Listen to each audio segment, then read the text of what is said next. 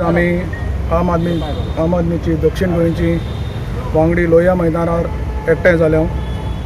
आमचे फौजेचे 20 सैनीक जे लद्दाखाक गालवन वेलीन जे हालीं जून 15 जाल्ले झडपेन जे 20 जाण शहीद जाले तांकां श्रद्धांजली समर्पीत करपाक आनी तेंच्या आत्म्यांक शांती मागपाक.